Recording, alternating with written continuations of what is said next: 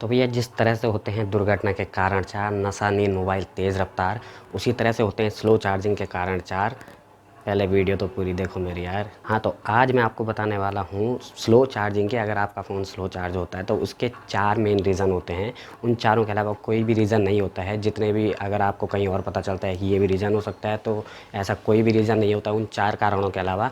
एक रीज़न और ये हो सकता है मैन्युफैक्चरिंग डिफ़ेक्ट, जो इन चार में से नहीं है। वो जो मैन्युफैक्चरिंग डिफ़ेक्ट होता है कि चार्जिंग सर्किट में कोई प्रॉब्लम हो गई मैन्युफैक्चरिंग के टाइम, तो वो कंपनी की ज़िम्मेदारी है, वो इन चार कारणों में से नहीं है। तो मैं आज आपको यही चार कारण बताऊंगा, वीडियो को पूरी देखना।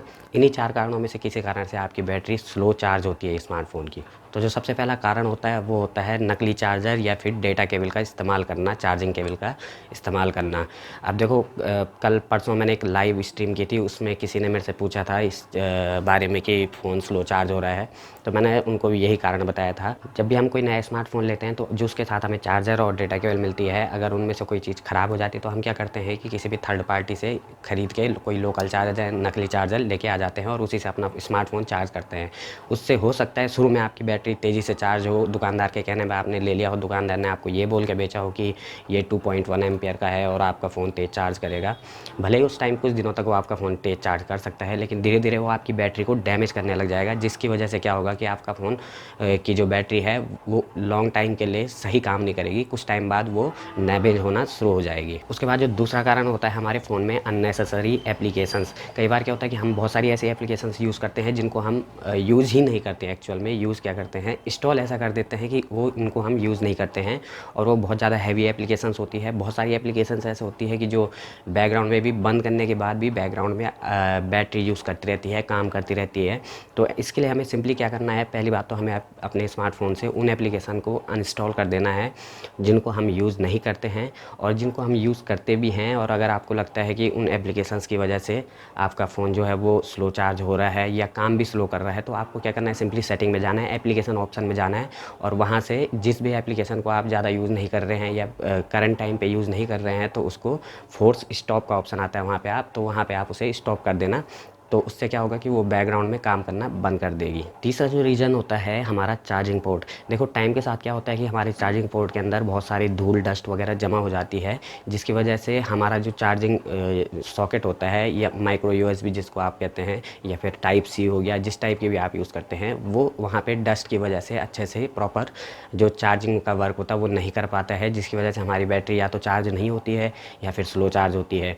फिर आप क्या करते हैं, आप किसी रिपेयर वाले के पास जाते हैं और वो आपको ये बोल देता है कि चार्जिंग जो जैक है वो ख़राब हो गया है, चार्जिंग पोर्ट ख़राब हो गया, आपको चेंज कराना पड़ेगा। लेकिन एक्चुअल में कई बार ऐसा नहीं होता है, वो केवल उसकी सफाई कर देता है और आपको जो भी बिल आता है उसका वो बता देता है, आपसे ज़्यादा पैसे ले लेता है। तो उसको आप खुद से घर पे भी ट्राई कर सकते हैं साफ़ करने का। और वो किस तरह से साफ़ करना है, आप यूट्यूब में बहुत सारी वीडियोज़ ऐसे बनी है कि आपके चार्जिंग सॉकेट को या फिर आपके 3.5 mm जैक को साफ़ करने के लिए बहुत सारी ट्रिक्स, टिप्स वगैरह दी रहती है, तो आप जाके उन वीडियोस को देख सकते हैं। उसके बाद जो चौथा और आखिरी रीज़न है वो है ओल्ड बैटरी। देखो, अगर आपका फ़ोन पहले आप थोड़ा सा फ्लैशबैक में जाइए और याद कीजिए आपने अपना फ़ोन किस टाइम लिया था, कितने साल पहले लिया था। अगर 4-5 साल से ज़्यादा एज आपके फ़ोन की हो चुकी है तो मोस्ट प्रोबेबली आपकी बैटरी की एज भी लगभग ख़त्म होने वाली है, क्योंकि कोई भी बैटरी 4-5 साल से ज़्यादा कम ही चलती है। मतलब अगर आप उसको प्रॉपर यूज़ कर रहे हैं, प्रॉपर चार्ज कर रहे हैं सही तरीके से, तभी जाके वो 4-5 साल से ज़्यादा चलेगी, नहीं तो 4-5 साल से ज़्यादा नहीं चलती है। तो आपको, अगर आपका फ़ोन 4-5 साल से ज़्यादा पुराना है, तो हो सकता है कि बैटरी फूलने जैसी दिक्कत आ जाती है टाइम के साथ बैटरी में, या फिर उसकी जो चार्जिंग कैपेसिटी होती है वो कम हो जाती है टाइम के साथ। तो आपको फिर क्या करना होगा, अपनी बैटरी रिमूव करवा के बैटरी एक्सचेंज करवानी होगी, दूसरी नई लगवानी होगी। यही इसका एक सॉल्यूशन हो सकता है।